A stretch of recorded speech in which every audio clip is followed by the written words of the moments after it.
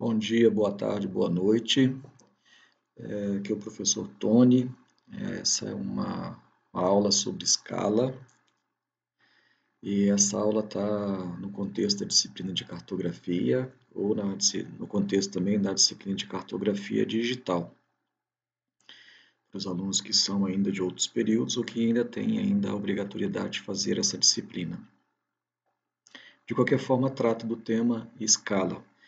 E aqui eu trato do tema escala em duas instâncias. A escala tanto para dados em mapas impressos, quanto para dados geoespaciais, dados digitais como imagens de satélite, fotos aéreas, camadas de dados geoespaciais vetoriais. Então, no primeiro momento, eu vou abordar a escala enquanto escala de mapa impresso, e no segundo momento nós vamos falar sobre a escala do dado geoespacial. Alguns itens que serão abordados são de âmbito geral, tá? Se aplicam aos dois. Um primeiro aspecto, então, é a questão do aspecto teórico, né? Quando a gente fala de escala, né, nós temos esse termo é muito abrangente. Então, nós temos desde escala de processos, típica de fenômenos geográficos, em que, por exemplo, a gente tem uma escala de um processo geomorfológico, que pode ser aí de alguns milhares de anos ou milhões de anos, um processo geológico, um processo de urbanização que tem a sua escala de tempo, sua escala de espaço realmente, né? Ou escala de tempo e espaço, né? E nós temos escalas para mapas, né? Que a gente conhece aí como escala cartográfica. Então, em especial, a escala que eu estou falando aqui é a escala do mapa impresso, aquela que serve tanto para o mapa quanto para, por exemplo, um projeto de engenharia, onde você tem ali 1:10, um projeto em que você tem uma representação em escala, um desenho em escala de um elemento, porém ele numa dimensão menor, né? Como é o caso de uma planta de uma casa, como é o caso de um croquis, como é o caso de um mapa. E nós temos também a escala do dado geoespacial, que aí ela entra numa outra concepção teórica e numa outra realidade, em que a gente vai ter que considerar as diferentes resoluções no caso de uma imagem, né? E nós vamos ter que considerar as características também do próprio arquivo com o qual nós estamos lidando quando se tratar de dados vetoriais. Quando se tratar de dados matriciais, a gente vai ter aí alguns elementos a serem considerados. Quando se tratar de dados vetoriais, teremos outros elementos a serem considerados. Ainda é comum, quando a gente fala do dado geoespacial, falar sobre escala de visualização, escala de vetorização, aquela com a qual eu procedo em tela durante a captura do dado. Ainda nós podemos falar de escalas nativas, que são as escalas originais do dado antes dele sofrer alguma alteração. Por exemplo, quando o dado sofre uma translação, passa de um sistema de projeção para um outro sistema de projeção, ele pode sofrer um aumento no seu resíduo médio quadrático, no seu erro posicional, e isso alterar a escala. Mas lá na origem o dado tem outra escala. Ou ele pode sofrer um processo de generalização. Então, por exemplo, ele pode ter sido produzido na escala 1:2000 e, de repente, estar agora sendo visto na escala 1:5000, ou ter sido generalizado para a escala 1:10.000 e, consequentemente, ele tem outras características, não mais da escala nativa. Vamos falar primeiro, então, da questão da escala do mapa impresso. Essa escala, ela representa a relação que há entre a medida de um objeto ou de um lugar, como eu falei com vocês, pode ser um projeto de uma peça, por exemplo, de engenharia. Então, é a relação entre a medida de um objeto ou de um lugar representado no papel e a sua medida real. Esse conceito vem lá do livro de Noções Básicas de Cartografia do IBGE. Eu chamo a atenção aqui que, apesar de ser escrito na forma de uma divisão, a escala não é uma divisão, e sim uma relação de proporção. E não se deve utilizar para a escala o termo igualdade, e sim os dois pontos como um indicador de que é uma proporção, uma equivalência.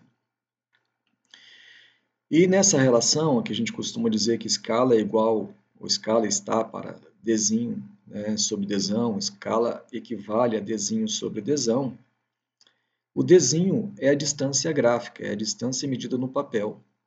E o desão é a distância real, aquela medida lá no terreno, no caso dos mapas. A gente tem que lembrar que a distância gráfica, e por isso que a gente fala do mapa impresso, na tela do computador nós podemos dar zoom infinitamente. E nós perdemos essa relação. Então, 1 centímetro na tela do computador, ele pode representar diferentes dimensões para uma mesma camada de dados.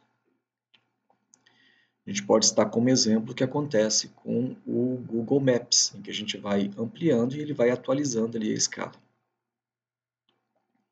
1 para 10 mil, então, né, a gente diz 1 centímetro corresponde ou equivale a 10 mil centímetros. Essa que é a forma de se reportar a escala. 1 centímetro corresponde, ou 1 centímetro equivale a 10 mil centímetros. Neste caso, eu utilizei como unidade de referência a medida centímetro. Bom, uma outra observação é que uma carta em um conjunto de dados geoespaciais, quando a gente pega uma carta topográfica, um mapa, nós temos ali algumas camadas que foram sobrepostas, como, por exemplo, a altimetria, a planimetria, a malha, a hidrografia. Então, é um conjunto de dados geoespaciais.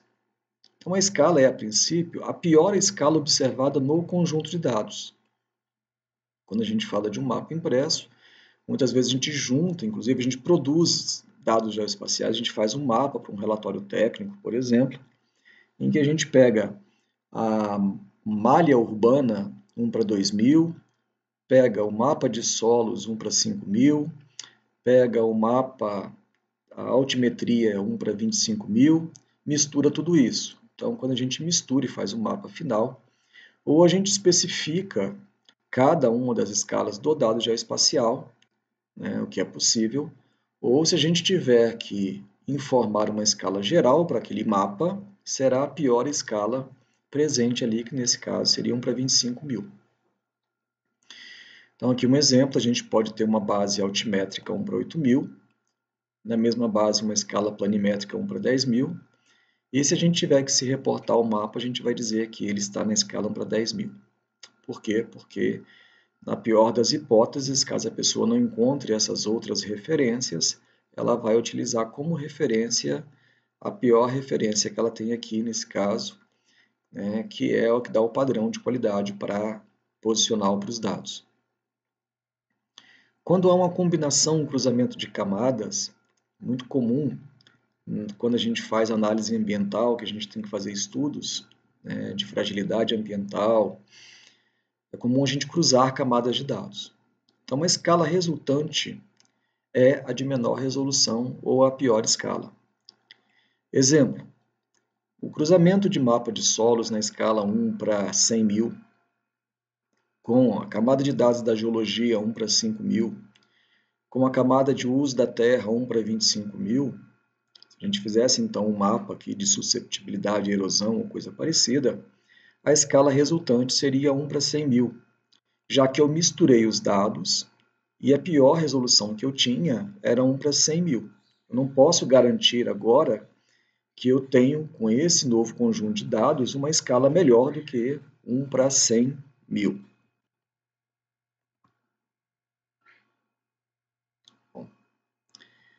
Prosseguindo, então, isso é válido também para dados geoespaciais. Mesmo que eu não chegue a produzir o mapa, essa mesma lógica será né, utilizada, né, para atribuir valor de escala aos dados geoespaciais. Conceitualmente falando, quando nós falamos do mapa impresso, né, da escala do mapa impresso, conceitualmente falando, né, e também agora no aspecto geral, um mapa, a escala de um mapa, a escala, ela não tem unidade. Né? Deixa eu ver onde é que foi parar o ponteiro aqui, achei.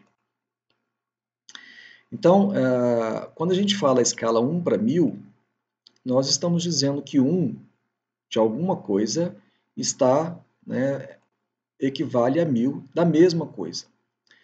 Então, eu posso dizer que um pé equivale a 1000 pés. Ou eu posso dizer que uma jarda, escala 1 para 1000, uma jarda equivale a 1000 jardas. Ou eu posso dizer, na escala 1 para 1000, que 1 metro equivale a 1000 metros. Eu posso dizer, na escala 1 para 1000, que 1 centímetro equivale a 1000 centímetros.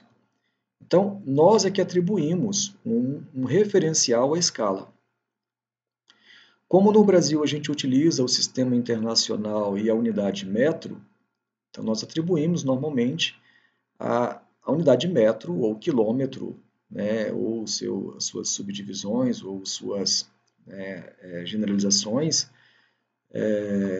em função do metro. Então, considerando que no mapa, em geral, a gente obtém as dimensões em centímetros, normalmente o que a gente busca é a relação entre aquilo que foi medido no mapa em centímetros com aquilo que foi medido ou aquilo que está no terreno em metros ou em quilômetros.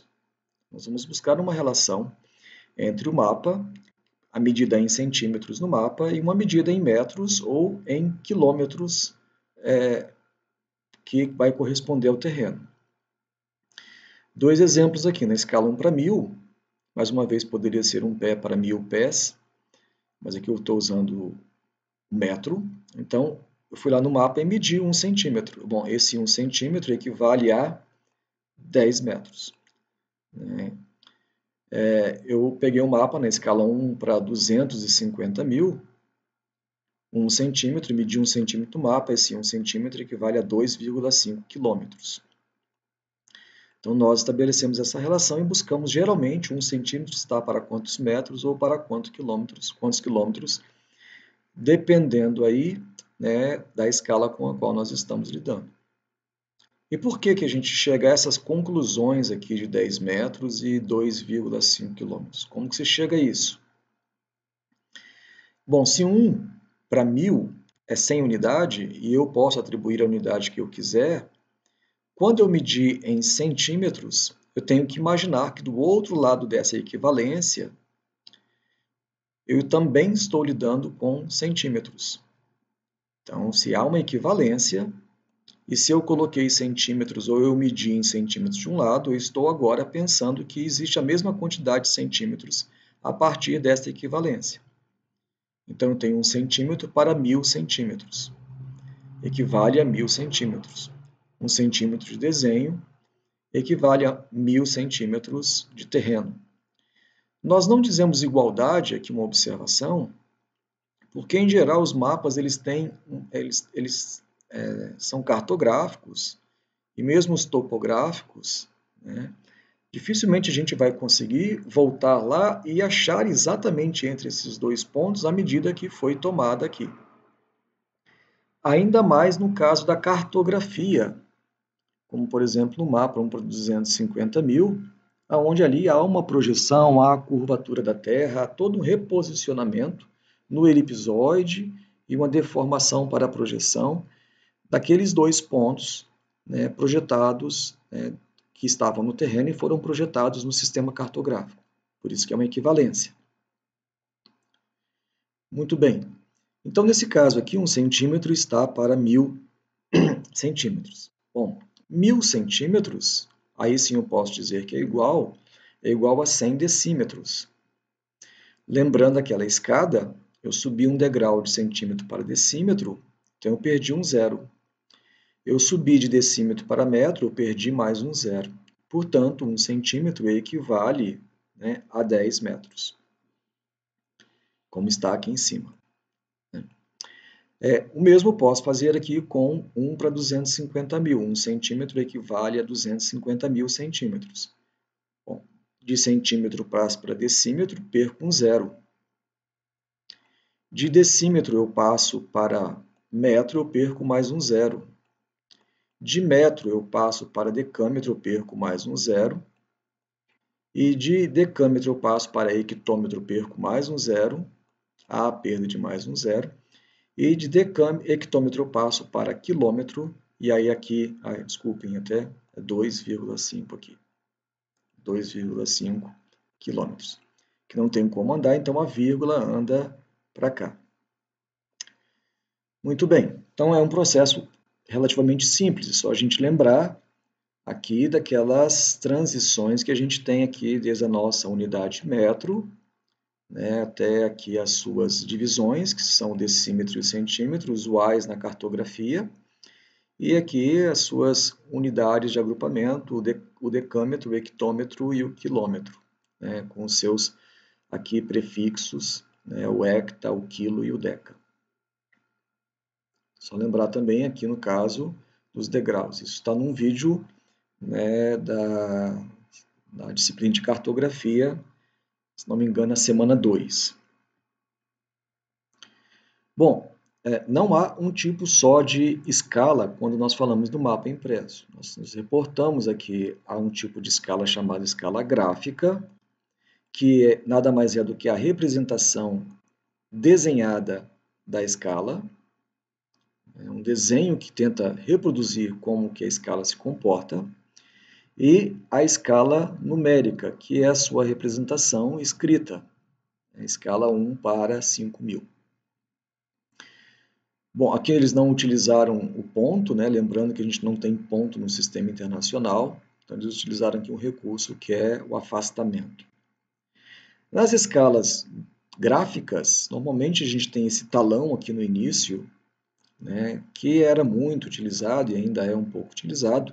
Quando nós estamos em campo com o mapa, precisamos tomar uma medida no mapa, então eu tenho ali uma medida qualquer, e aí eu preciso trazer a medida e saber qual é a distância entre dois pontos ou medir alguma coisa. Então eu vou lá e medir alguma coisa lá no mapa, eu pego essa mesma distância a partir de um gabarito, uma ponta de lápis, um pedaço de qualquer coisa que esteja na minha mão, um pedaço de papel, faço as marcas e trago para cá. E posiciono essa medida aqui, né? E como ela não vai ficar certinho aqui, depois eu desloco ela um pouco para cá e eu vou encaixar ela aqui, né? Normalmente aqui fica o zero, inclusive esse talão aqui fica à esquerda do zero. Então eu sei que daqui até aqui tem 50, mas eu não sei quanto além de 50 tem, eu trago isso para cá, arrasto esse talão para cá, e aí ele vai encaixar aqui, e eu vou saber quantos, né, nesse caso aqui seriam divisões de 10, 20, 30, 40 metros, né, quantos metros ainda tem, né, a partir daqui que seria nesse caso aqui a origem. Né, então aqui eu teria que trazer o talão para cá, e o que fica, esse talão, essas dimensões, essas subdivisões, ficam em geral à esquerda do zero. Esses recursos, eles estão disponíveis em software, né? Tanto no QGIS quanto no ArcGIS, é só pedir para inserir escala, e se os seus dados foram posicionados corretamente, ele vai desenhar isso aqui corretamente. Bom, a princípio, existem dois tipos, a gráfica e a numérica, mas a princípio bastaria uma dessas duas referências no mapa. Bastaria que eu colocasse um dos dois referenciais no mapa, 1 para 5.000 escrito ou 1 para 5.000 desenhado. Contudo, a escala gráfica ela se altera quando o material gráfico é redimensionado. Portanto, se por algum motivo o material original foi ampliado ou reduzido, a escala gráfica ela vai acompanhar isso, ao passo que a escala numérica vai perder o seu valor. Se por um lado isso permite estimar os valores a partir da mesma, perde-se a informação com que os dados foram obtidos. Enquanto a escala gráfica acompanha o processo de ampliação e redução do mapa, e a escala numérica perde essa característica quando há alteração, Por outro lado, a escala numérica ela diz, olha, este dado ele foi produzido na escala 1 para 10 mil. Nesse momento, você não está mais visualizando ele na escala 1 para 10 mil. Pode estar aí 1 para 15, se precisou ampliar, o que não é recomendado pelas normas cartográficas, proibida a ampliação, a princípio, né, do material cartográfico.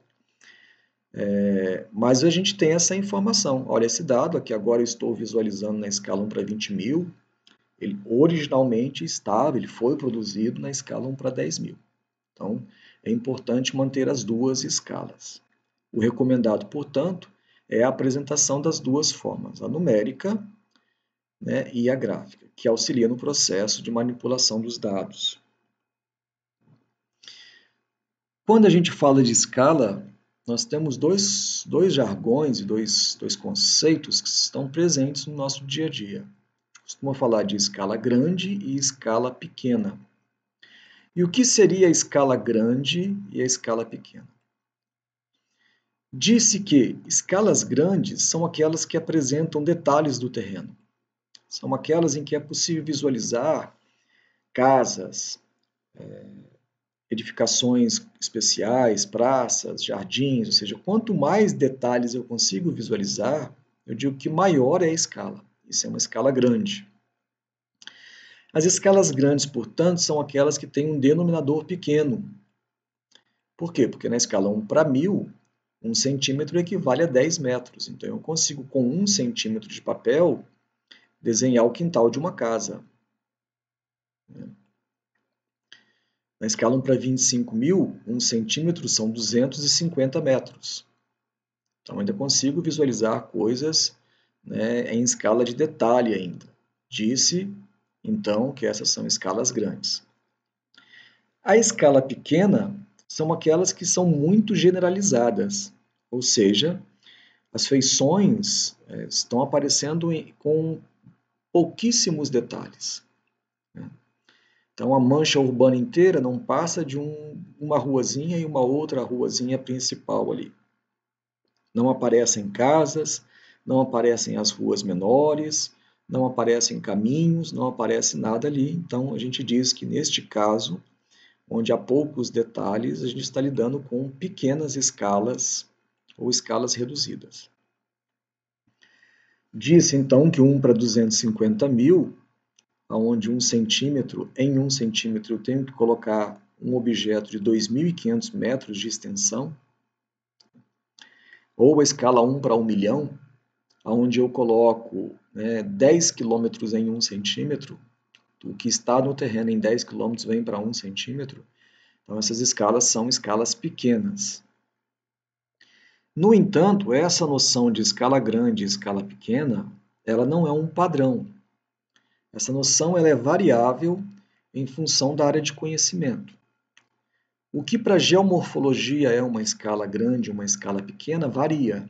O que para a topografia é uma escala grande, uma escala pequena, né, é um outro referencial de valores de escalas. O que para solos é uma escala pequena ou é uma escala de detalhe, é diferente. A gente já considera uma escala grande em mapas de solos, por exemplo, 1 para 50 mil. Então, isso é uma ideia geral, grande ou pequena, mas cujas referências variam em função da área de conhecimento. Mas, no geral, o que nós temos é isso. Quando falamos em escalas grandes, nós estamos falando de um grande detalhamento da superfície do terreno. É possível a visualização de coisas, né, em escala de detalhe. E quando nós falamos de escala pequena, de mapas generalizados, onde ali dentro há uma representação parcial, muito parcial, da informação. Além disso, a escala, noção de escala de grande e pequena, é também uma questão de competência legal. Então, por exemplo, hoje nós temos a diretoria do Serviço Geográfico do Exército regulamentando, né, a produção de dados geoespaciais desde a escala 1 para 1000 até a escala 1 para 250 mil. sendo que enquanto competência oficial e inicial era de 1 para 25 mil até 1 para 250 mil.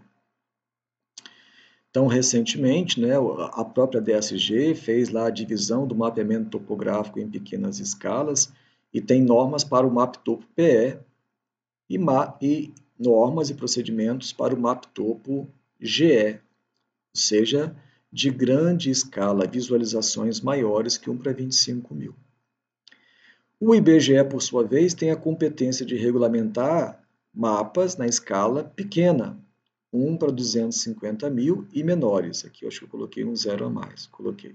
Tira esse zero aqui. 1 para 250 mil e menores. Então, quem lida no Brasil com escalas grandes e normatiza isso, entre 1 para 25 mil e 1 para 250 mil, oficialmente é a Diretoria do Serviço Geográfico do Exército.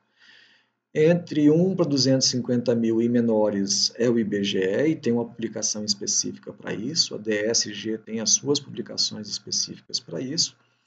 E hoje ela apresenta também instruções para, né, o mapeamento da escala 1 para 1000 até 1 para 25 mil. Bom, como que procedemos a cálculos no mapa impresso, então? Carta impressa no mapa impresso. Como que nós fazemos em relação ao cálculo?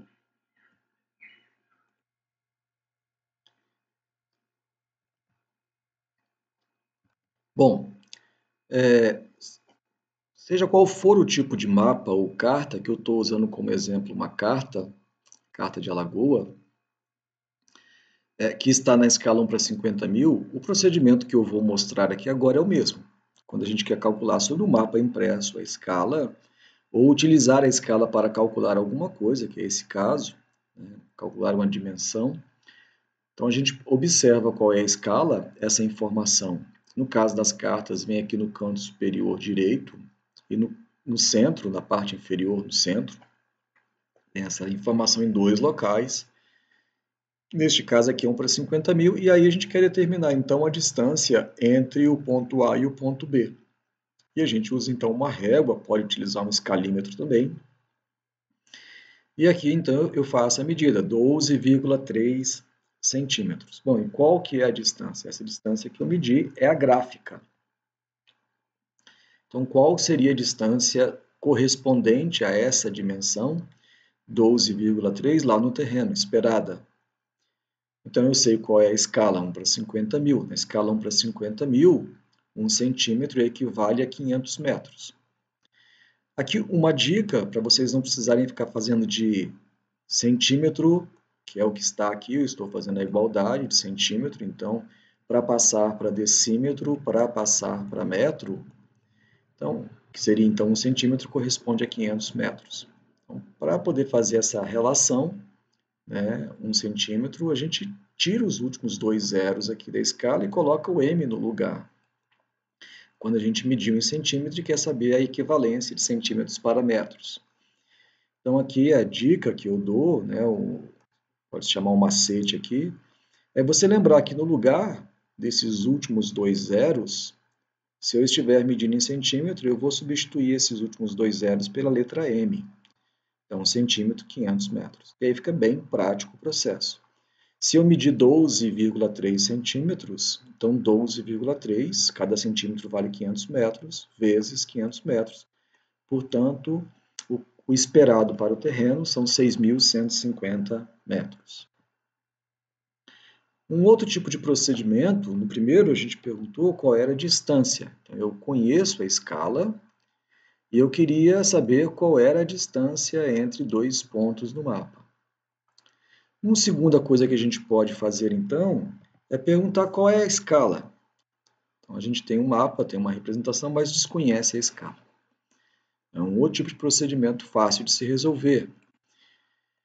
Sabendo-se, por exemplo, que a distância gráfica do ponto H até o ponto J é de 15,6 centímetros, e que a distância entre os mesmos, medida no terreno, é de 7.800 metros, questão de cursinho, questão de pré-vestibular, questão de vestibular.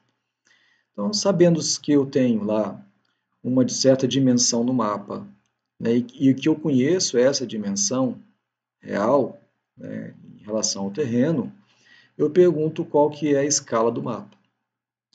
Como é uma relação de proporção, a escala, desinho sobre desão, é só substituir essas medidas. Então, eu vou ter que escala, né, está para 15,6 centímetros sobre 7.800 metros. Como eu tenho duas unidades distintas aqui, né, uma unidade e uma subunidade, o metro e a subunidade dele, que é o centímetro, eu preciso igualar as unidades, já que escala não tem unidade, então eu vou precisar igualar para poder remover isso e descobrir qual é a escala. É mais fácil, nesse caso, passar metro para centímetro do que passar centímetro para metro. Passar metro para centímetro é devolver aqui os dois zeros que eu tirei anteriormente. Então, eu devolvo esses dois zeros e agora eu tenho as duas unidades em centímetros. Se eu tenho as duas unidades em centímetro, eu posso então eliminar, já que escala não tem unidade. Então, nesse caso, eu tenho 15,6 centímetros, né, e 780 mil, quer dizer, o centímetro desapareceu, né, 15,6 para 780 mil. E aí eu vou encontrar, então, a proporção que há entre essas duas medidas. Para isso, eu vou dividir tanto a parte superior, 15,6, por 15,6, quanto a parte inferior por 15,6.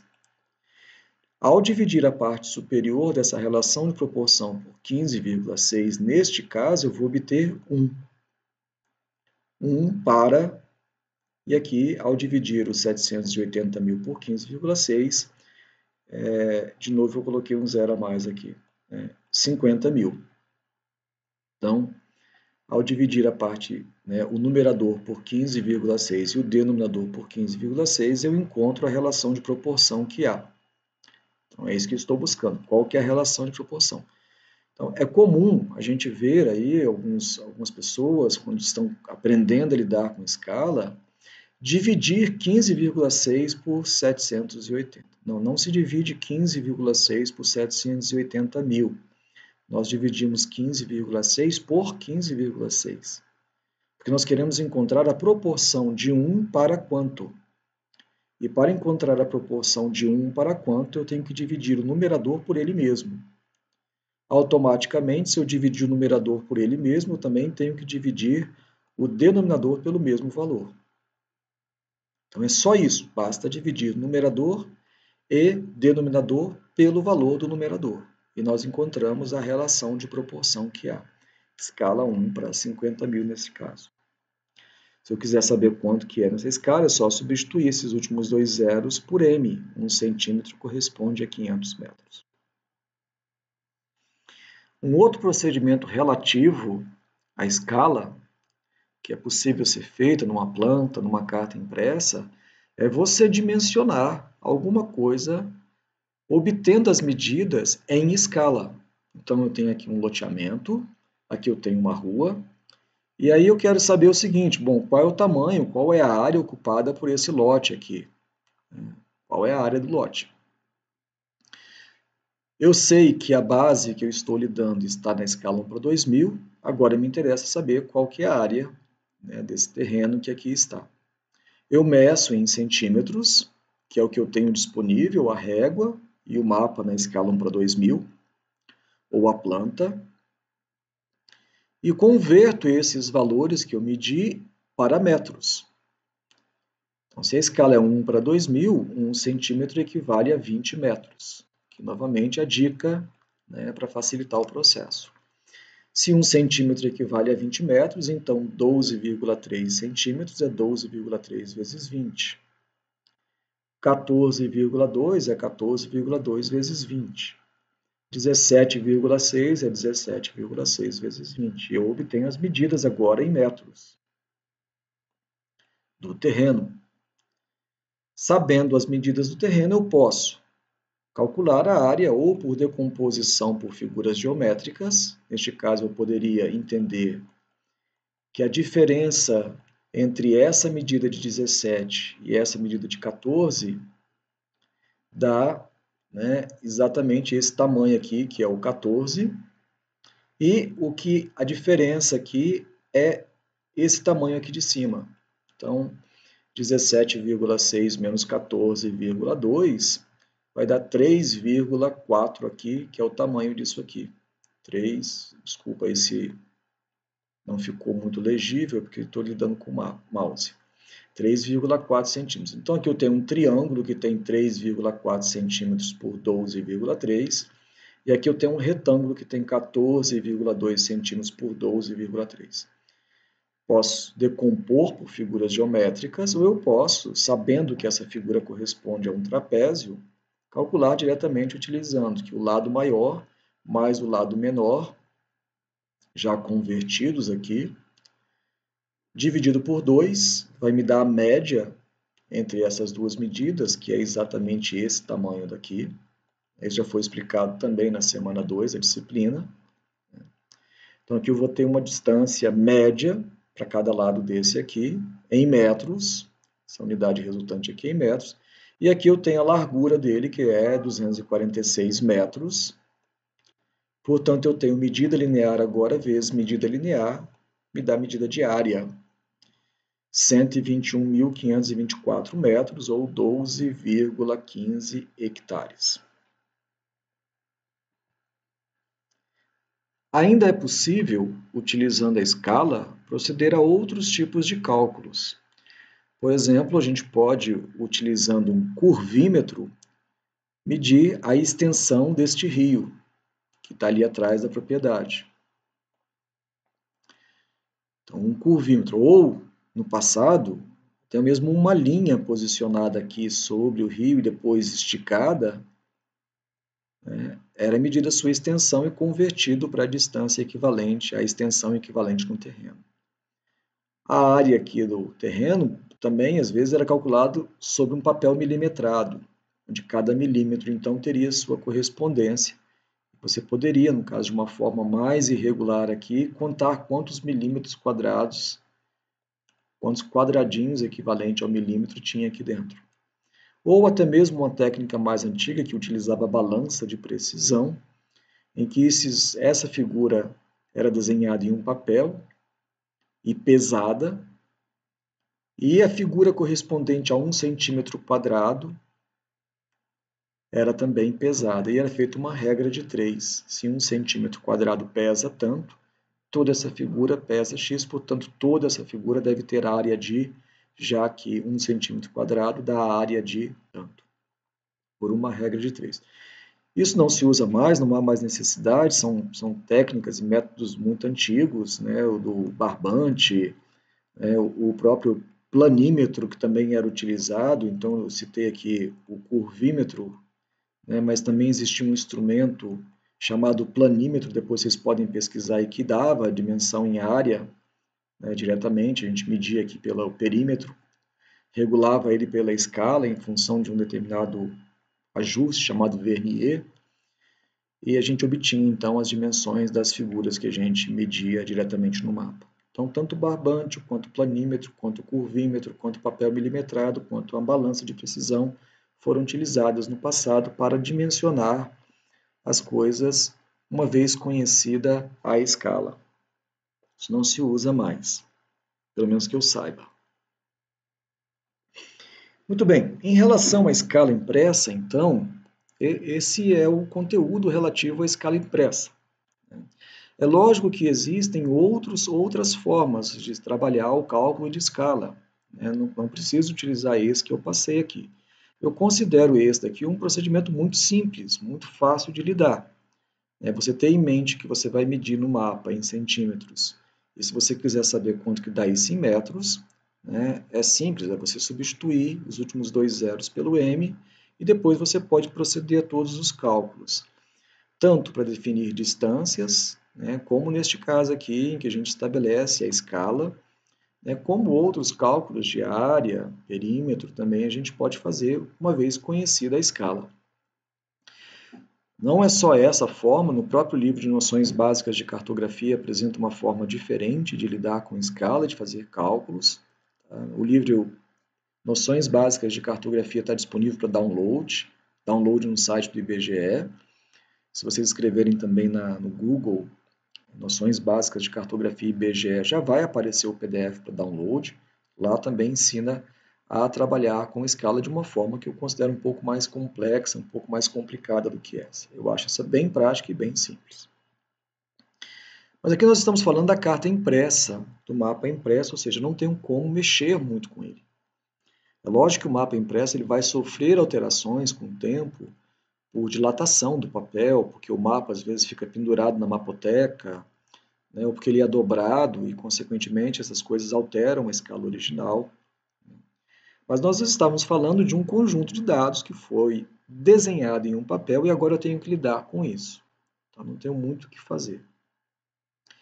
Hoje, nós lidamos com a escala de forma diferente. Nós tratamos a escala do dado geoespacial enquanto uma camada de dados geoespacial e enquanto um conjunto de dados geoespacial. Então, nós temos que saber com o que nós estamos lidando. Então, vou primeiro falar aqui do dado geoespacial em si. Tá? Bom, cada camada de dados geoespacial, então eu tenho lá, por exemplo, o arruamento, eu tenho as quadras, eu tenho os lotes, eu tenho o uso da terra, eu tenho altimetria, eu tenho vegetação, eu tenho cada camada dessa de dados geoespacial, ela possui uma escala e às vezes mais de uma escala. Camadas que apresentam planimetria, nós tratamos ela em relação à escala planimétrica. Parece óbvio o que eu estou falando, mas nem tão óbvio assim é. Já vou explicar por quê. A camada que traz a altimetria, a gente lida a princípio com ela em relação à altimetria. Muitas vezes nós queremos lidar com a camada planimétrica também considerando a altimetria. E aí nós lidamos com a estrutura 3D. E muitas vezes nós lidamos com a altimetria enquanto uma estrutura tridimensional também. Então, a camada de altimetria ela tem a sua qualidade posicional planimétrica, que pode ser diferente, ela mesma, ter duas escalas. Por exemplo, eu gero um modelo digital de elevação de um terreno e garanto que a acurácia, a qualidade altimétrica deste modelo é compatível, por exemplo, com a escala 1 para 5.000. Então, eu fui lá, fiz os testes de qualidade e verifiquei que esse modelo digital de elevação possui qualidade altimétrica compatível com a escala 1 para 5.000. Mas este mesmo modelo digital de elevação, por exemplo, ele está, do ponto de vista planimétrico, compatível com a escala, por exemplo, 1 para 2.000. Então, repara que esta mesma camada de dado, ela pode ter uma referência planimétrica diferente da referência altimétrica. E o contrário também pode acontecer.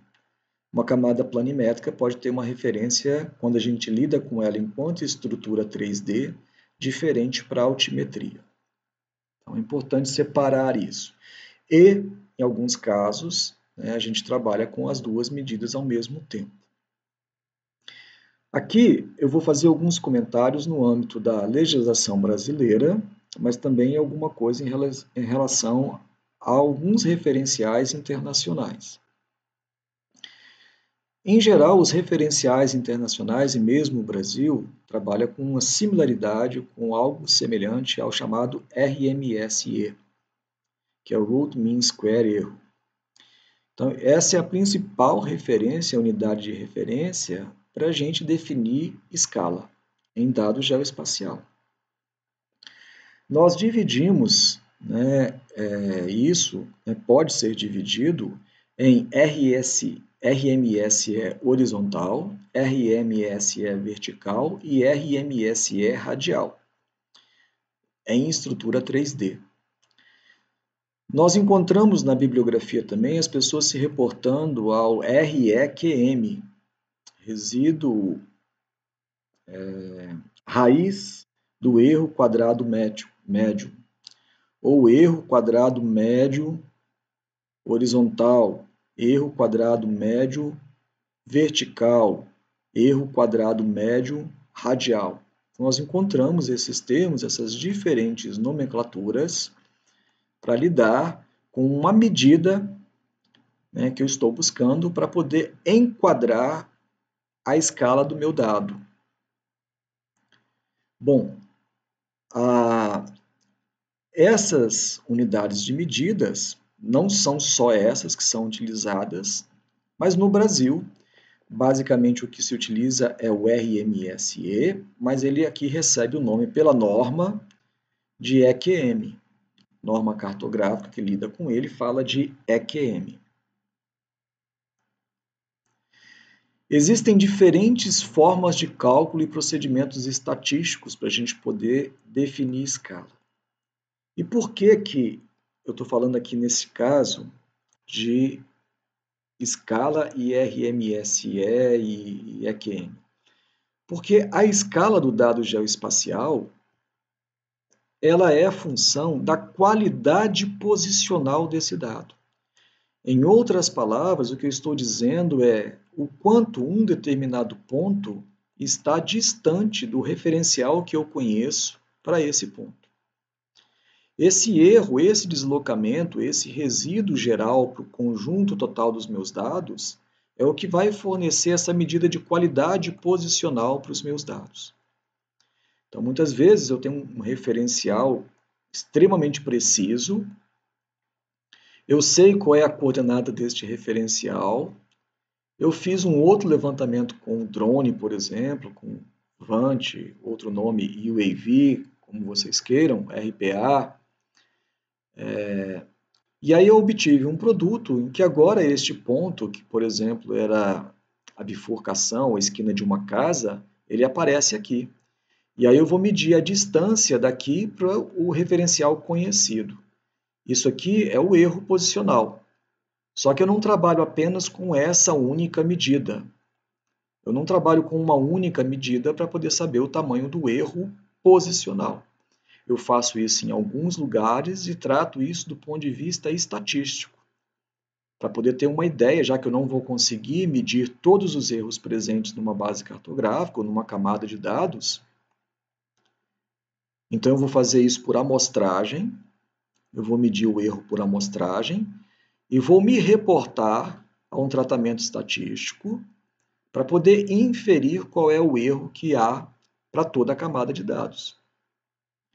Então, por isso que a gente vai ter aqui o min, que é a média do erro, né, raiz quadrada do erro.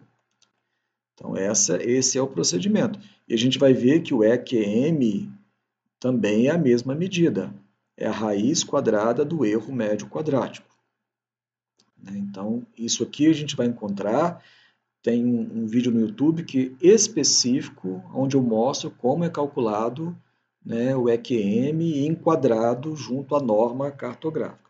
Então, a escala no dado geoespacial é função da qualidade posicional.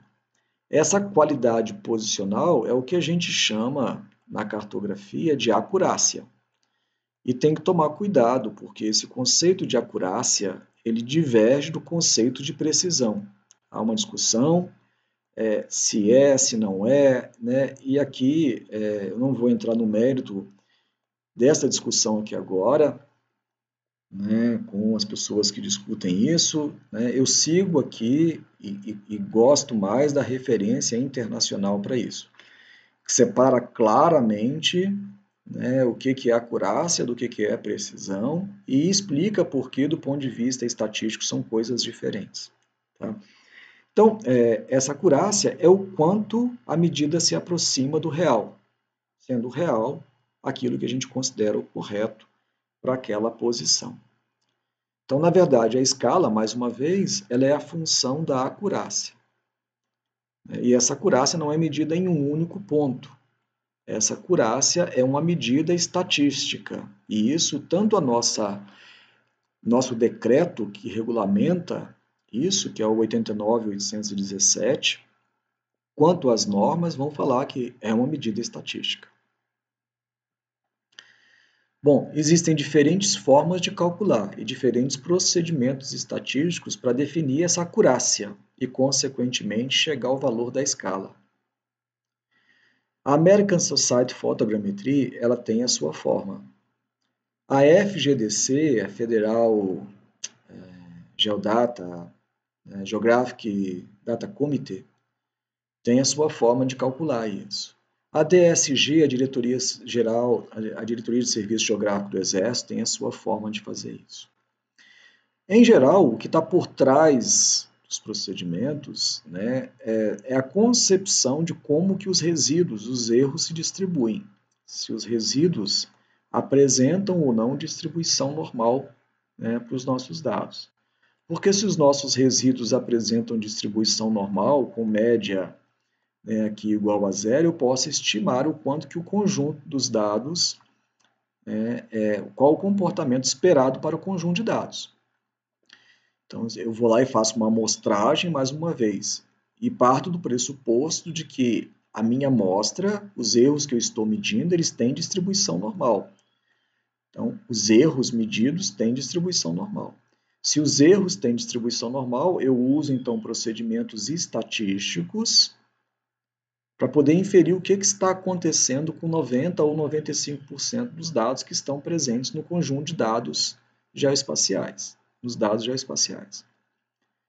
Então, é a pressuposição da distribuição normal que permite que a gente faça esses cálculos, em específico que a gente aplique o RMS e também as normas nacionais. No caso da norma nacional, né, esse valor de escala, vocês vão ver que ele é calculado, ele é estimado para 90% da base cartográfica. E por isso, porque ele é estimado para 90%, existe lá um fator de 1,6449. Então, como funciona isso? Eu fui lá e calculei um erro médio, né? Ou seja, quando eu pego todos os meus resíduos, tiro a média dos meus resíduos, eu obtenho lá um valor, por exemplo, de 2 metros. Eu obtive um valor de 2,1 metros, por exemplo, de erro médio. Bom, se eu sei que o meu erro é de médio de 2,1 metros e que os meus erros têm distribuição normal, estatisticamente falando, se eu aplicar esse valor que aqui está, 1,6449, eu vou conhecer, né, os valores que estão embaixo desta curva de distribuição normal, cuja média é 2,1. Então, eu vou descobrir o valor máximo para isso aqui. Né? Então, ou seja, 95% dos meus, 90%, desculpa, né, dos meus dados, dos meus erros, devem estar abaixo do valor, né, que vai aparecer quando eu pegar o meu erro médio e multiplicar por esse fator aqui, 1,6449. Fazendo isso, eu vou encontrar o que eu espero para os meus dados, para 90% dos meus dados. Repare que não é 100%. As normas internacionais costumam trabalhar com 95%, tanto para o RMS quanto para o percentil. E aqui vai uma observação. A American Society Photogrammetry, por exemplo, ela já propõe o uso do percentil para alguns casos. E o que seria o percentil? O percentil ele parte da pressuposição, neste caso, em que os resíduos com os quais eu estou lidando não têm distribuição normal. E por não ter distribuição normal, não se recomenda o uso da média, porque a média ela faz sentido quando os dados têm distribuição normal.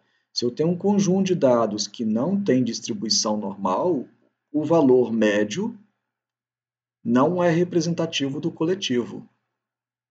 Portanto, se eu parto do pressuposto que meus dados não têm isso, eu não posso medir em toda a base cartográfica, em todos os pontos, em 100% dos pontos da base cartográfica ou da camada de dados geoespacial com a qual eu estou lidando.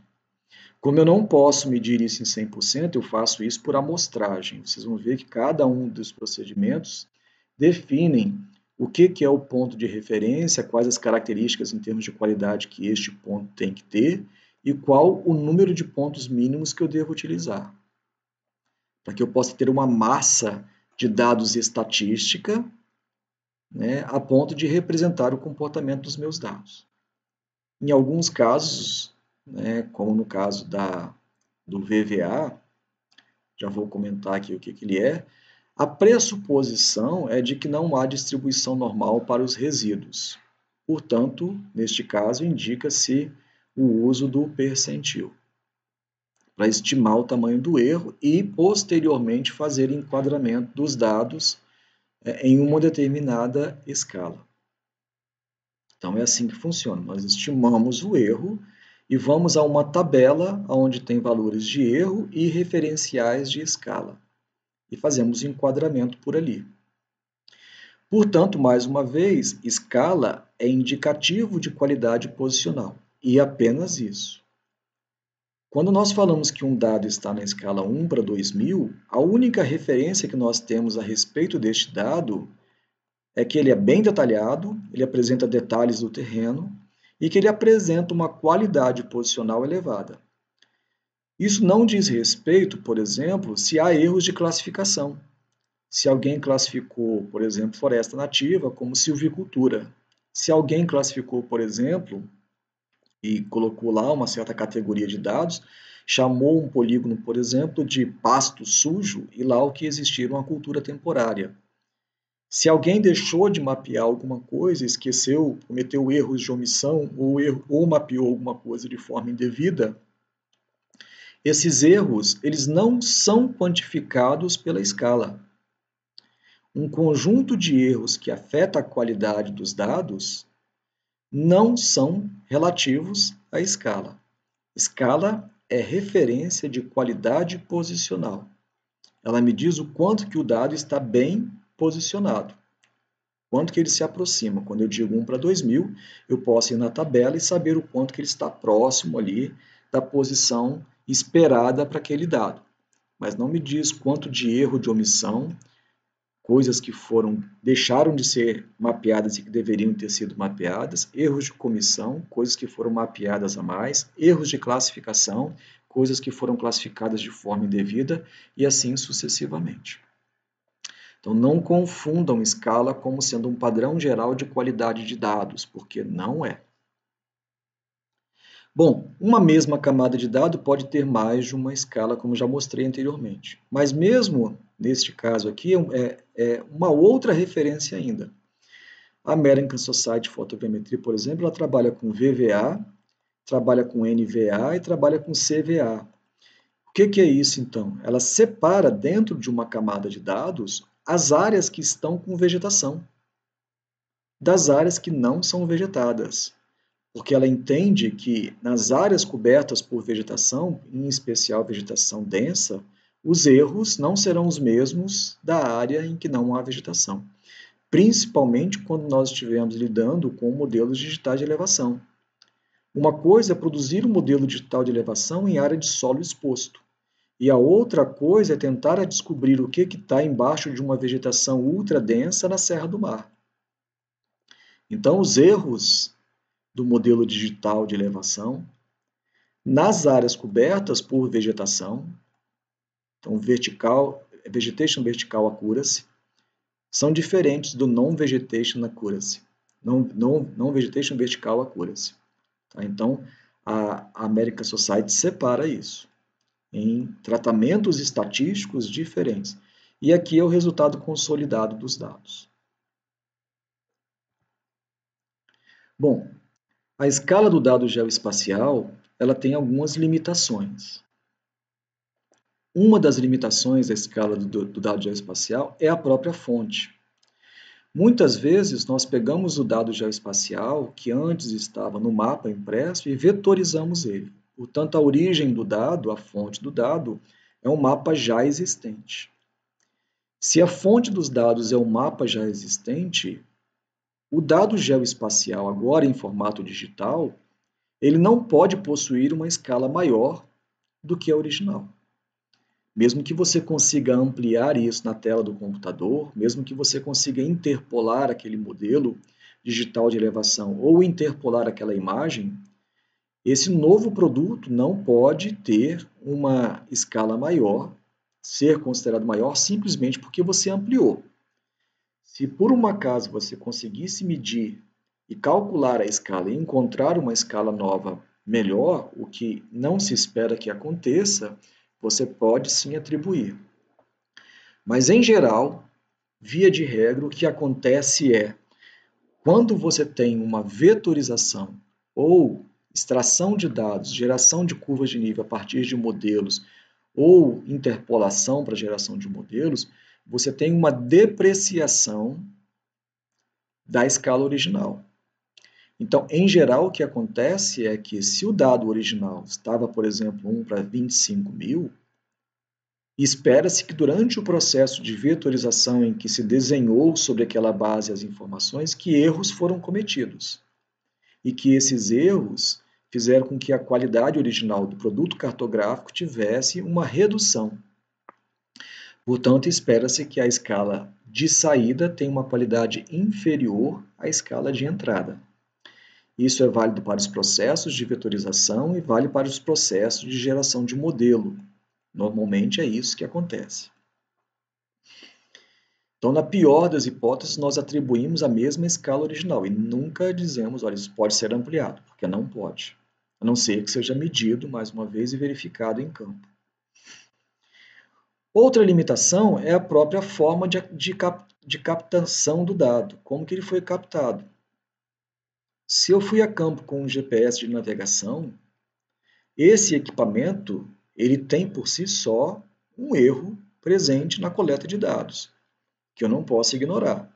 Se eu tiver como medir depois, então, o tamanho desse erro em cima do conjunto de dados que eu produzi, eu vou poder definir claramente qual que é a escala final. Mas se eu não tiver, eu vou assumir que o erro contido no equipamento foi passado para a base cartográfica, para a camada de dados. E aí, se o meu equipamento tem um erro posicional de 8,9 metros estimado, ou 9, alguma coisa metros, eu tenho que pressupor que esse erro foi para a minha base de dados. Eu não posso, porque eu coletar os dados com equipamento pouco preciso e depois entender que ele está numa escala precisa. Isso não pode acontecer. Uma terceira limitação é a resolução do produto matricial. Então, veja, eu produzi uma base cartográfica, fiz uma classificação de uso da Terra utilizando uma imagem Landsat, com um pixel de 30 metros. Em um pixel de 30 metros, eu tenho 30 por 30 metros. Portanto, eu tenho 900 metros quadrados. Então, como que eu vou garantir que este pixel está posicionado com um erro posicional, por exemplo, de 1 metro? Como que eu tenho? Vamos imaginar que eu tenha um objeto, um ponto em campo que eu sei, esse ponto tem qualidade posicional de 1 centímetro.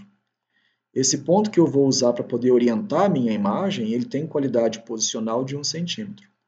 Mas como que eu vou garantir que esse 1 centímetro, que não é visível num pixel de 900 metros quadrados, como que eu vou garantir que eu posicionei corretamente esse pixel? Não há como. Portanto, a resolução do produto matricial, ele limita a minha capacidade de escala. Eu só vou conseguir adquirir grandes escalas ou posicionar bem na medida em que eu conseguir observar bem. Se eu não consigo saber onde é que está esse ponto aqui dentro, né, ele pode estar aqui, ele pode estar em qualquer lugar. Pensa que isso aqui é um ponto no chão com 1 centímetro, às vezes é uma marca pequena, e isso aqui eu tenho 900 metros quadrados aqui dentro. E tudo que está aqui dentro desses 900 metros quadrados tem uma única tonalidade, um único nível digital. Esse pixel aqui ele tem uma cor só, um tom de cinza só. Não dá para enxergar aqui dentro ou separar nada dentro desses 900 metros quadrados. Portanto, eu não tenho como posicionar isso na escala do centímetro. Bom, as normas, então, as especificações da diretoria do Serviço Geográfico do Exército, elas... Nossa, já deu 1h04. Eu vou fazer um vídeo direto. Então, elas têm aqui duas tabelas, né? Uma que define para a planimetria o padrão. Então, você vai ter aqui referenciais, por exemplo, 1 para 1000. O erro padrão, que é o nosso RMSE, esperado é de 17 centímetros. né? Então, tem que ficar abaixo de 17 centímetros. O erro médio quadrático, aqui chamado de erro padrão, mas na resolução, no decreto 89.814, vem os sinônimos disso, e coloca desvio padrão e erro médio padrão também. Então, aqui tem o erro padrão, que é o nosso RMS, então tem que ficar. Para que um produto cartográfico seja enquadrado na escala 1/2000, esse valor tem que estar abaixo de 34 centímetros de EP. E a expectativa, esse valor aqui, o valor de PEC, que é o padrão de exatidão cartográfica, ele nada mais é do que esse valor daqui multiplicado por 1,6449. É só pegar a calculadora que vocês vão ver que 1,6449 vezes 0,85 vezes 1,6449 vai dar o valor de K.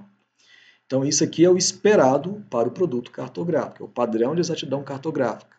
É o esperado para 90% dos pontos, e que eu tenho essa expectativa porque eu tenho a minha amostra e a minha amostra mostrou esse comportamento de erro. Minha amostra mostrou um padrão de erro menor do que esse, por isso eu vou poder enquadrar este produto nessa escala e pressupor que 90% dos erros estão abaixo disso. Então aqui ela separa já tanto em termos de planimetria quanto em termos de altimetria, como é feita esta classificação dos produtos cartográficos. Ok? Então veja que há referências. Esse primeira linha aqui, ela é para os produtos da cartografia digital, que surgiu a 2016 para cá, se não me engano, 2016 para cá, não, talvez esteja errando aqui a data. Aqui mesmo tem 2015, né? 2011, se não me engano, para cá. Começaram a surgir esses padrões. E aqui são os padrões antigos, lá do decreto 89.817. São as referências antigas, e hoje com a cartografia digital, então, né, veja que aqui produtos cartográficos digitais, então esse era o padrão anteriormente utilizado na cartografia analógica, e agora essa aqui é a linha utilizada para, né, os nossos produtos novos. Essas divisões aqui de baixo, essas outras duas classes, essa padrão de qualidade B e C, que são menores, né? Aqui no Brasil a gente não vê muita gente fazendo referência a isso, né? Mas na norma internacional, né, há uma referência para isso. Quando é que se usa, né, cada um desses produtos? Não vou entrar aqui no mérito. Então tem aqui os padrões, né, para os dados para planimetria e altimetria. Mais uma vez, então, aqui eu vou lá, faço uma amostragem, verifico qual é o erro que eu obtive e venho aqui nessa tabela e procuro onde é que meu produto cartográfico se encaixa, tanto em termos de altimetria quanto em termos de planimetria. A American Society of Photogrammetry tem padrões diferentes para esses dois casos. Planimetria tem um padrão diferente, né, um fator diferente, ao invés de ser 1,6449, que no nosso caso equivale para os dois, no caso da altimetria e a planimetria são separados, são valores diferentes. Bom, um dado geoespacial vetorial, além de tudo isso que foi falado, né, ele vai ter uma outra característica, que é a área mínima mapeável. Então, quando ele é adquirido, quando ele é produzido, esse dado geoespacial vetorial, ele tem lá, por exemplo, que algumas coisas não são coletadas em determinadas escalas. Né? Um girador ferroviário, por exemplo, ele não vai ser mapeado na escala 1/50.000. Ele será mapeado na escala 1/1000, não para 10.000, não para 25.000, mas na 1/50.000 isso não será desenhado. Da mesma forma, uma área úmida, por exemplo, para ser desenhada na escala 1/50.000, ela precisa ter largura maior ou igual a tanto e comprimento maior do que tanto. Se ela não tiver essas dimensões, ela não será mapeada. Mesma coisa para banco de areia, mesma coisa para uma série de outros elementos. Então, existem normas na cartografia hoje que definem o que será mapeado em cada escala, para cada escala. Se um objeto deve ou não ser mapeado e que dimensões que esse objeto tem que ter para que ele seja mapeado em função da escala. Ok? Bom, e daí? E daí que muitas vezes, né, as pessoas confundem isso com erros de omissão, e não é. Então, se eu peguei uma base cartográfica e não encontrei mapeado áreas úmidas na escala 1 para 50.000, não é porque não existia, ou não é porque a pessoa esqueceu de desenhar. É porque ela viu, mas não pôde desenhar, porque não atingiu as dimensões suficientes para que, pela norma cartográfica, aquilo fosse mapeado naquela escala. Esse toque que eu estou dando aqui, essa informação que eu estou dando aqui, ela é importante porque muitas vezes, quando a gente da geografia, e mesmo de outras áreas da engenharia ambiental, a gente faz alguns estudos de impacto ambiental, a gente faz alguns estudos de suscetibilidade ambiental, de fragilidade, a gente pega bases cartográficas e utiliza e ignora que nessa base cartográfica esses elementos aqui não foram mapeados, eles estão lá no terreno e não foram mapeados. Por quê? Porque a norma definiu que eles não tinham dimensões suficientes para serem mapeados. Neste caso, a gente chama de omissão seletiva. Então, quando os dados são omitidos porque a própria norma definiu, nós chamamos disso de omissão seletiva. E isso é diferente de erro de omissão. Erro de omissão também acontece. Também está presente no mapa. Quer dizer, a pessoa simplesmente esqueceu. Estava lá, tinha dimensões suficientes, mas a pessoa não viu, ou não observou, ou apagou sem querer. Ela foi omitida do mapa de forma equivocada. Então, existe a omissão seletiva, que tem a ver com a área mínima mapeável. E, além disso, existem os erros de omissão. Então, muito importante isso no que diz respeito aos estudos de impacto ambiental, às análises ambientais, às pesquisas científicas, né, que a gente quer fazer às vezes para poder associar, por exemplo, formação de área úmida com declividade. Pega um mapa de áreas úmidas na escala 1 para 50.000 e não sabe por que não deu uma boa correlação. Porque não estava lá mapeado, mas estava lá às vezes no real. Então, há que ter cuidado em relação a isso.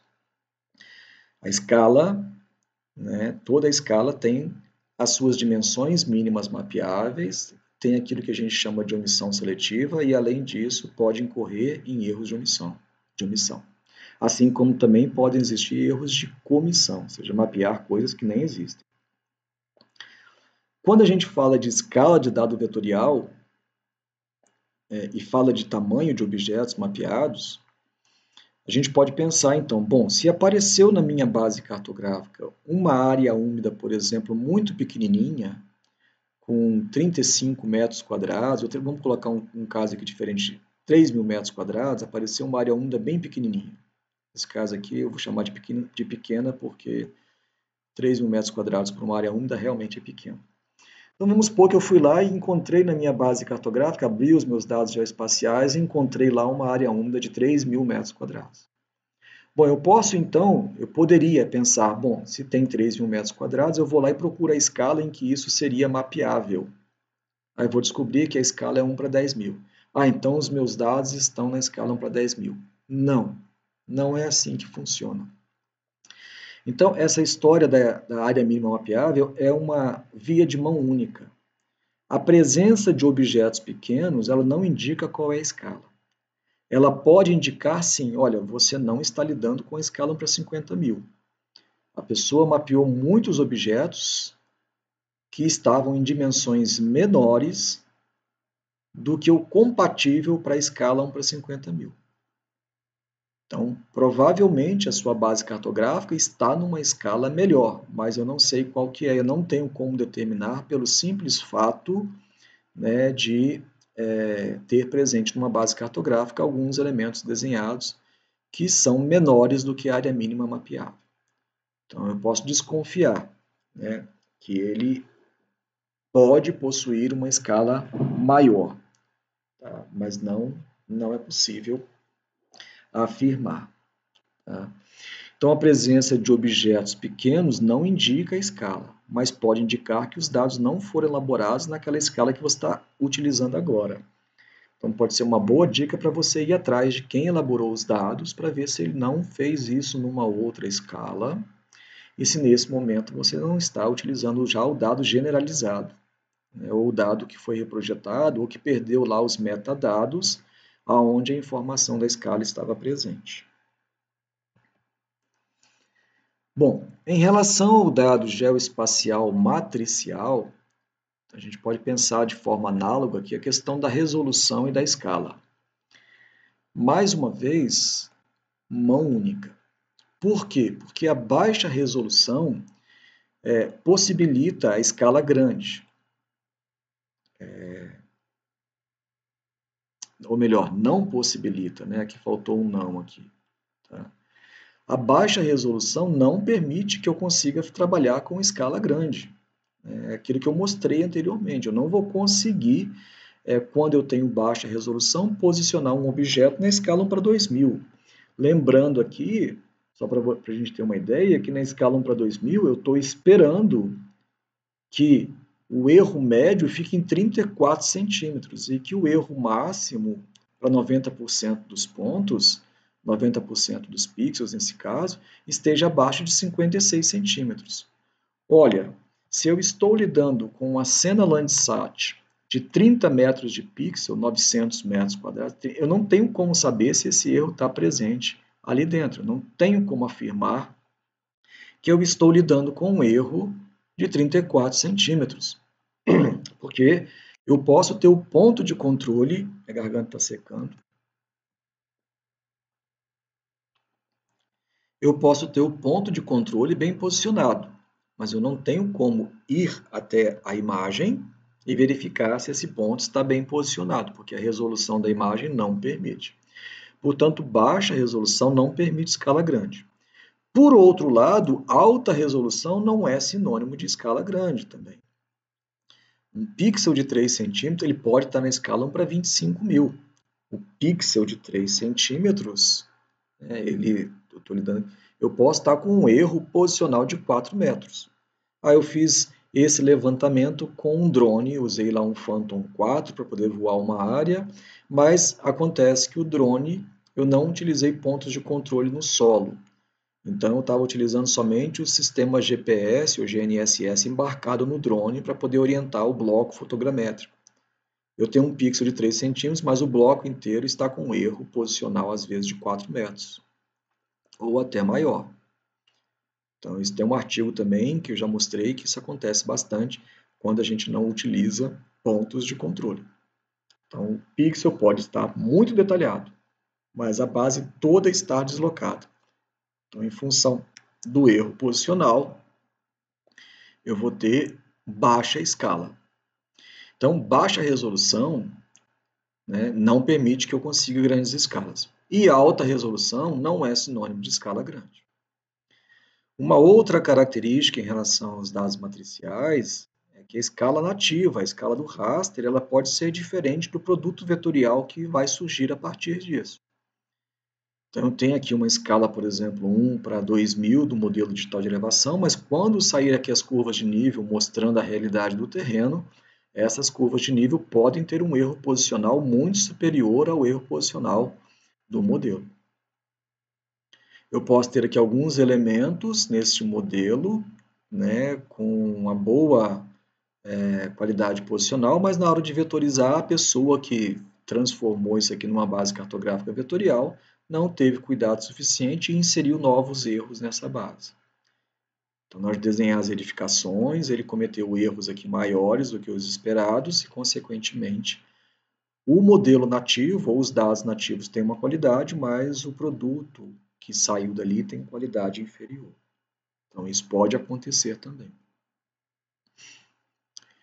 Bom, outras referências de escala. Então, a gente tem que tomar cuidado, a gente que é da área de geografia e vive lidando com pesquisas na área de geografia, essas pesquisas normalmente utilizam diferentes fontes de dados. Nós temos que ter cuidado em relação a isso, né? Então, aqui um exemplo. Quando a gente fala de um mapa pedológico, o que define a escala do mapa pedológico é diferente do que define a escala do mapa planimétrico. Então, aqui nós temos normas, é um ponto que eu preciso ter um ponto de amostra, ou um furo de solo, lógico que depois vai ter o processo de fotointerpretação, mas eu vou ter que ter lá um ponto a cada X hectares para poder garantir que eu estou na escala 1 para 25 mil. Então, quando a gente chega a lidar com um solo desse aqui, além da fotointerpretação ou fotopedologia, eu tenho que ter tido uma quantidade X de amostras em campo por hectare. Se essa quantidade X de amostras por hectare não foi atingida, eu não vou atingir a escala, né, que eu estou me propondo aqui. Tá? Então, cuidado com isso. A pessoa foi lá e fez 4 pontos em campo, numa área muito grande, e depois disse que está trabalhando com mapa de solos na escala 1 para 10 mil. Por quê? Porque eu usei o Google Earth para poder fazer a interpretação da imagem. Eu usei o plugin, né, do Quick Map Service do QGIS para poder fazer foto e interpretação. Não, não é assim que funciona. Tá? Então, mapas pedológicos, aqui um outro exemplo, a carta geotécnica, né, eles têm padrões para definir quantos pontos eu preciso coletar por unidade de área para garantir que o mapeamento ficou dentro da unidade, dentro da escala com a qual eu esperava. Então, cuidado. Muitas vezes as pessoas pegam uma base planimétrica de município ou estado, por exemplo, pega os municípios, pega a drenagem, isso estava lá na escala 1 para 10 mil e a pessoa faz o mapa e diz que o produto final está na escala 1 para 10 mil. Não está se não atendeu às normas específicas para aquele tipo de levantamento. Cada tipo de levantamento tem os seus padrões de qualidade para definir escala. Geologia, carta geotécnica, mapa pedológico, não é uma questão apenas da imagem que eu estou olhando e da qualidade posicional da imagem ou do dado vetorial que eu estou utilizando como referência. Cuidado em relação a isso. Muito cuidado, principalmente em se tratando de pesquisa. E até mesmo em termos de consultoria, quem for trabalhar, porque às vezes acha que vai entregar um produto cartográfico numa escala e depois vai se deparar com uma exigência, né, que ele não vai ter atendido. Pode ter um problema de custo, porque 1 para 25 mil levantamento de solos ou uma carta geotécnica exige uma quantidade X de pontos de campo. E isso aumenta o custo em relação a 1 para 50 mil. Bom, existem dados geoespaciais que não têm escala e não tem como atribuir escala. Esse é um outro problema que a gente vê nos dados geoespaciais, em pesquisas, mestrado, doutorado, especialização e até mesmo em consultoria, as pessoas se reportando a dados geoespaciais, alguns dados geoespaciais, como estando numa determinada escala, sendo que, na verdade, o que a pessoa está dizendo é a escala da planimetria que ela utilizou. Exemplo de dado que não tem escala, a precipitação. Não adianta você falar que a precipitação que você fez está na escala 1 para 50 mil. Não adianta você falar que está. Quem está na escala 1 para 50 mil é a carta planimétrica ou a base planimétrica que você utilizou. A temperatura não está na escala 1 para 50 mil. Quem está na escala 1 para 50 mil é o limite municipal que você utilizou. E aí, talvez alguns aí que estejam ouvindo o áudio se choquem, né? Mas é verdade. Por quê? Porque quando eu falo escala 1 para 50 mil, eu estou reportando a qualidade posicional disso em metros a uma tabela. Aonde eu sei que o erro em metros esperado era de 8,5 metros para a minha amostra e 14 metros para o conjunto de dados, para 90% do conjunto de dados. Eu estou esperando um erro posicional, eu medi um erro posicional de 8,5 metros e estou esperando para 90% dos pontos um erro posicional de 14 metros, inferior a 14 metros. Qual é o erro do volume de precipitação estimado para esse ponto? Ainda que você possa medir, ainda que você tenha as estações onde você foi lá medir as estações, a essa estação eu conheci o valor de precipitação. E o meu modelo está me dando um erro de, por exemplo, 33 milímetros para este ponto. Então, nessa estação daqui, eu obtive um erro de 33 milímetros. Na outra estação aqui, eu obtive um erro de 72 milímetros de precipitação para o volume estimado. Ainda que eu tenha esses erros, eu não tenho uma referência que eu possa dizer um erro médio de 58 milímetros é escala 1 para 50 mil. Isso não existe. Um erro médio de 2,5 graus de temperatura é escala 1 para 10 mil. Isso não existe. Portanto, eu não tenho como enquadrar alguns produtos em escala da forma como a gente conhece a escala cartográfica. O que a gente enquadra é a planimetria. O modelo de precipitação, o modelo de temperatura, ou às vezes a exclusão social, ou mesmo a vulnerabilidade, quando cruza tudo isso, ela não tem escala. O que muitas vezes a gente tem é que para a camada de dados que a gente está lidando, a gente pode utilizar o RMS. Então, essa camada de dados eu posso dizer, olha, o resíduo médio quadrático da precipitação, neste modelo que eu estou utilizando, é de 52 milímetros.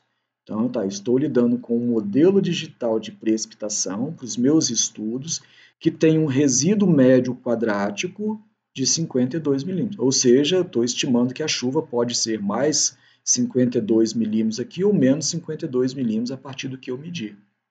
Pode estar acima ou abaixo disso 52 milímetros. Pode estar acima ou abaixo, em cada ponto eu tenho um erro médio esperado de 52 milímetros.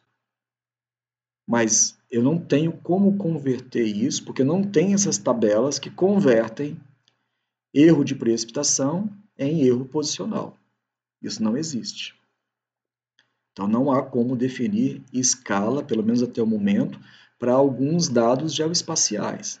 O que a gente pode e deve utilizar e conhecer é o resíduo médio quadrático, é o quanto de erro há ou espera-se para esse modelo. Para o modelo de precipitação, para o modelo de temperatura, para o modelo de pH, para o modelo de oxigênio dissolvido, para alguns modelos eu posso, então, ter aí um resíduo médio quadrático. Também não há uma tabela que diz, como no caso dos mapas de solos, que se você tiver uma estação a cada 30 km quadrados, você estará com a escala 1 para 5 mil ou 1 para 10 mil. Então, não existem essas relações de escala para alguns dados. Se existirem, até peço que alguém coloque aí nos comentários, porque eu nunca encontrei. Tá? E aí vem um outro problema, porque quando nós fizermos análises de fragilidade, susceptibilidade e osso, nós vamos estar misturando dados que não têm escala, mas que têm apenas valores de RMS, e esses valores de RMS são reportados a uma unidade de medida diferente do que diz respeito à escala planimétrica ou escala altimétrica, que utiliza metros como referência. Então, estou colocando uma coisa que tem um erro em milímetros, com uma outra coisa que tem um erro em graus Celsius, com uma outra coisa que tem um erro em turbidez, com uma outra coisa que tem um erro em metros, que é a batimetria. Eu misturo tudo isso e faço lá uma análise. E aí eu posso ter um problema, porque eu não sei qual é a qualidade, qual que é o erro final desse tipo de estudo. Então, isso aqui exige, do ponto de vista da pesquisa, do ponto de vista da análise ambiental, um cuidado muito especial. Ok? Então, cuidado com isso e cuidado na hora de se reportar, né, a essas escalas. Aqui tem que aparecer embaixo escrito, escala planimétrica. Né? Ou então, a base do IBGE, foi usada a base do IBGE e a base do IBGE está na escala 1 para 50 mil. A base de dados está na escala, ó, como foi o caso aqui. É utilizada a base de dados lá do INMET para poder conseguir a precipitação. E a base cartográfica é essa sim, está na escala 1 para 50 mil. Não o modelo de precipitação. Bom, uma última informação então é que nós temos padrões para dados geoespaciais, vetoriais, e nós temos padrões para conjuntos de dados geoespaciais. Nós temos que ficar atentos, nós estamos lidando com um pacote, com um conjunto de dados, ou se nós estamos tratando especificamente de uma camada de dados geoespacial. Então, já existe norma, né, para regulamentar claramente cada um desses produtos cartográficos, tanto a camada de dados geoespacial quanto o conjunto de dados geoespacial, que aí vai se assemelhar ao próprio mapa, como era no passado. Bom, tem um vídeo no YouTube ensinando a fazer o cálculo de escala, né? Aqui eu estou usando, acho que é o EDGV, né? É o ADGV mesmo, né? Então tem um vídeo no YouTube que ensina como fazer o cálculo utilizando aí planilhas eletrônicas, né, no meu canal do YouTube. E quem quiser conhecer um pouco mais sobre o assunto de escala, né, lá no livro Cartografia Geral Digital e Temática, tem um capítulo que vai da página 80 até a página 102 que discute escala, é específico sobre escala. E aí ele vai falar, esse capítulo vai abordar questões que às vezes passam despercebida por nós, né? Então, eu sugiro, né, que vocês, né, deem uma olhadinha, né, porque ele vai tratar de diferentes assuntos, escala e acurácia posicional, vai falar sobre camadas de dados, olha, né, a escala enquanto uma função de acurácia posicional, a forma como isso é calculado, citando aqui outras referências, as tabelas, a função que define cálculo de escala para planimetria, escala em camada de dados geoespaciais vetoriais, como que é feita a seleção e a característica dos pontos de controle que são utilizados para verificar o erro, a acurácia posicional horizontal, então, aqui, ou radial, como ela é calculada, exemplos em planilhas eletrônicas, o problema das fontes de dados diferentes que a gente pode utilizar para coletar dados, o problema da generalização cartográfica e alteração dos dados e a própria área mínima mapeável, a determinação de escala em produtos matriciais, em imagens de satélite, como é feito isso, lembrando que existem normas diferentes também para isso lá fora, a escala em modelos digitais de elevação, como é feito o cálculo, é diferente, né, apesar de no Brasil empregar o mesmo parâmetro, e escala em modelos de dados interpolados, como o caso da precipitação e outros. Também aqui estimativa de escala para camadas de dados sem metadados, quando isso se perde, e considerações gerais. Ao todo, então, são mais de 20 páginas discutindo e apresentando exemplos de escalas. Muito bem, então esse vídeo se completa com este outro vídeo que ensina como fazer o cálculo em dados geoespaciais vetoriais. Aqui eu mostrei como fazer o cálculo, né, em dados em mapas impressos, né? Então, o que era e como que eu calculo a distância e como que eu determino a própria escala dos dados, né? Como que eu uso isso para outras funções também. Então, por hoje é isso. Muito obrigado. Bons estudos para vocês. Bom dia, boa tarde, boa noite.